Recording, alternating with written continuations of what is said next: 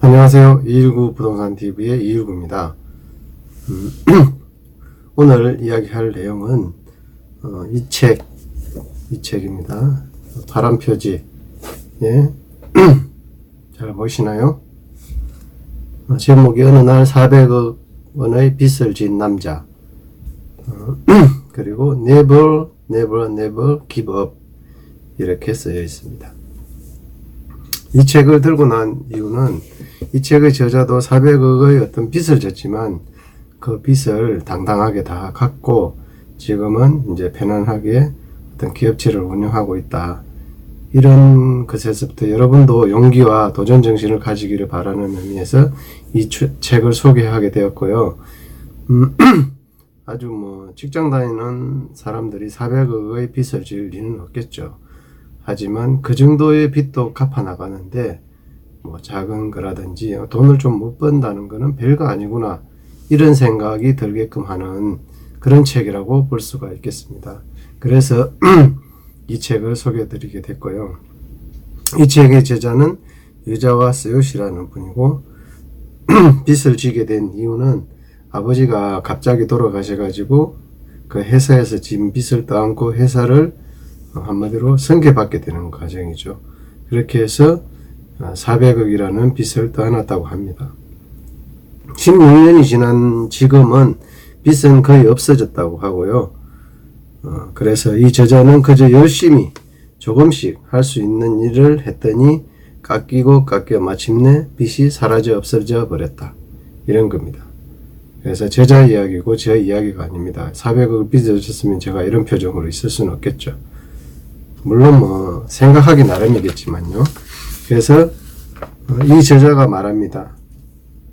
도저히 더는 못하겠어. 이제 끝이야. 죽는 편이 나. 이런 생각도 많이 했고요. 파산을 해버리겠다.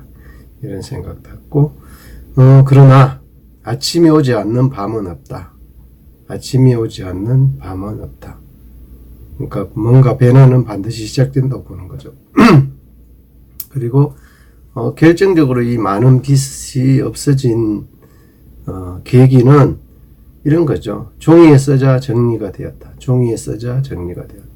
여러분도 여러분이 가진 문제, 고민들을 한번 종이에 써보세요. 종이에 쓰면 없어져 버릴 수가 있습니다. 이 저자처럼. 그래서 이분이 한 사업은 비즈니스 이자카와 술집을 했던 것이죠. 그래서 그런 건데 400억 빚도 두렵지 않게 되었다. 빚은 빚이 될 것이다. 빚. 결국은 빚을 갚아내버리면 빚이 빚으로 돌아온다. 빚. 햇빛 말이죠. 빚.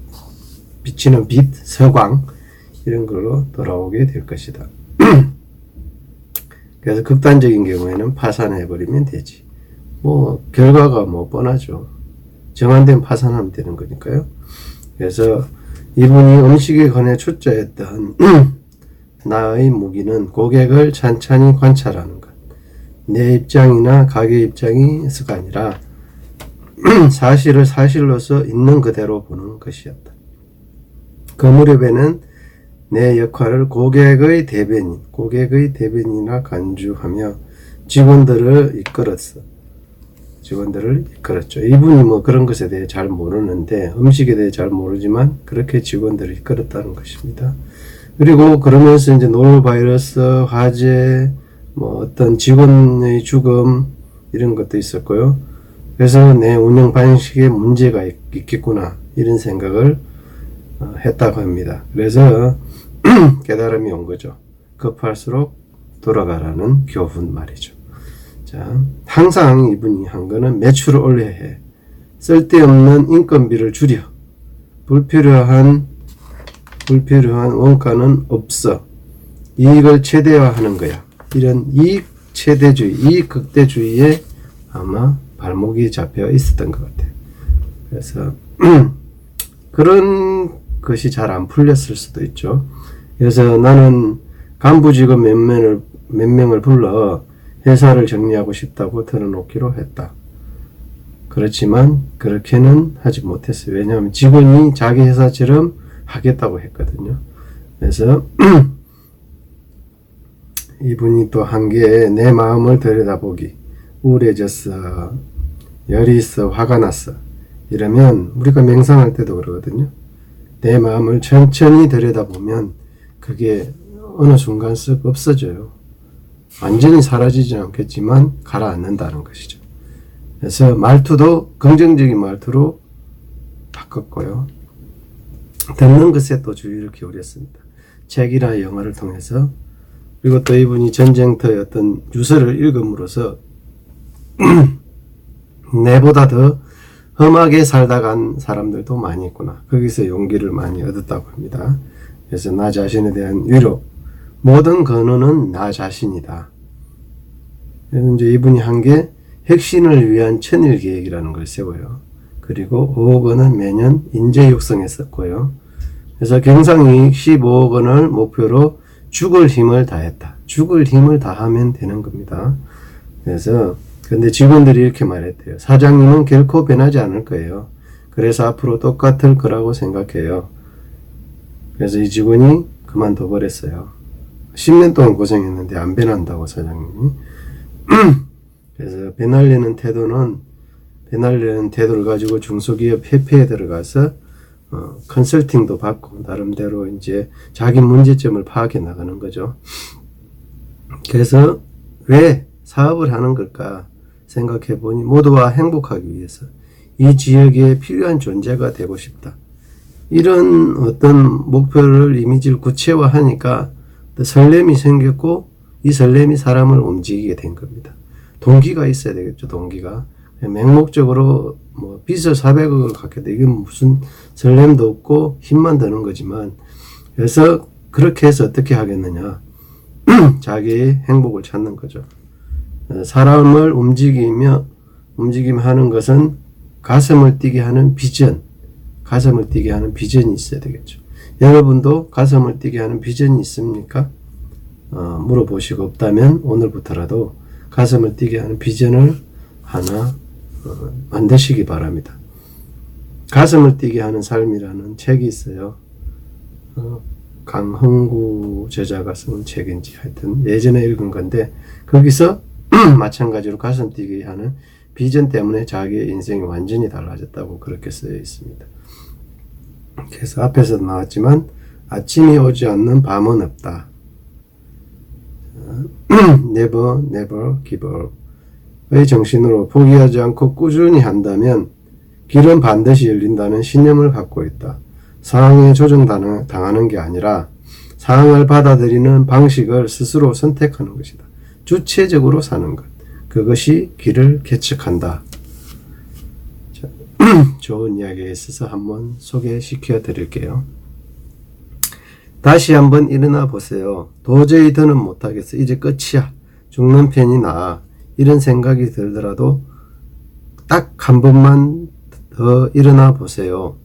나는 아침이 오지 않는 밤은 없다는 말을 굳게 믿습니다. 그리고 당신이 자신의 발로 다시 한번 일어선다면 당신 손으로 당신만의 보물을 움켜쥘 수 있는 것이라고 믿습니다. 의지할 사람도 없이 어떻게 하면 좋을지도 모르는 상황 속에서 그래도 내 인생을 잃고 싶지 않다고 그렇게 기도했던 그날 나와 같은 사람에게 이 책을 바칩니다. 앞을 가로막는 거대한 바위를 보며 절대 움직일 리 없다고 나로서는 절대 불가능하다고 움츠러든 사람에게 이 책을 바칩니다. 불가능할지 어떨지는 일어서 보지 않으면 알 수 없습니다. 그래요. 여러분에게도 힘들고 어려운 시기가 분명히 있고 지금 그러한 순간일 수 있고 지금 견디기 힘든 상황일 수 있어요. 그러나 한번 일어서 보시고 용기를 갖고 도전해 보세요. 400억의 빚을 갚은 분도 계신데 왜 못하겠어요? 왜 못할 이유가 없지 않습니까? 저도 마찬가지예요. 저도 힘들고 어려운 것이 순간순간 많이 오지만 그래도 용기를 가지고 다시 한번 일어서 도전하는 그 힘을 또 내어 봅니다. 이 책을 읽으면서 깨달은 점이 나보다 더 큰 것도 많고 더 험한 일도 많고 더 힘든 상황도 사람들에게 많구나. 하지만 그것을 다 극복하고 헤쳐나가고 있구나. 그런 것을 느끼게 됐습니다. 내만 힘든 것이 아니다. 여러 사람들이 힘들다고 할 수 있습니다. 그래서 여러분들이 가슴 뛰는 비전을 가지고 도전하다 보면 결국은 여러분이 가진 문제를 해결하게 된다는 것입니다. 자, 오늘도 용기 내어 힘내는 힘찬 하루가 되시기를 바라면서 오늘 이만 줄이도록 하겠습니다. 219 부동산 TV의 219였습니다. 내용이 좋았다면 좋아요, 구독, 댓글 꼭 남겨주시기를 바라겠습니다. 감사합니다.